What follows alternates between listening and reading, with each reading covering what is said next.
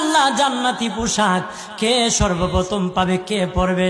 নবী বলেন, আয়েশা রে, জান্নাতি পোশাক সর্বপ্রথম আমি রাসূলুল্লাহ পাবো, কিন্তু আমি নবী সর্বপ্রথম পরব না। সর্বপ্রথম ইব্রাহিম খলিলুল্লাহকে জান্নাতি পোশাক পরানো হবে। কেন জানুনি?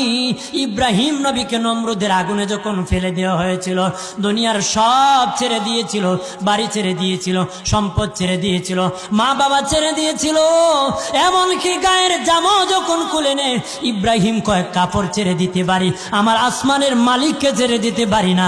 ওই দিন আল্লাহ ইব্রাহিমের সাথে অঙ্গীকার করেছিল, ইব্রাহিম আজকে তোমাকে সকলের সামনে উলঙ্গ করে লজ্জায় ফেলে দিয়েছি ইব্রাহিম, তারপরে তুমি আমাকে ছাড়ো নাই।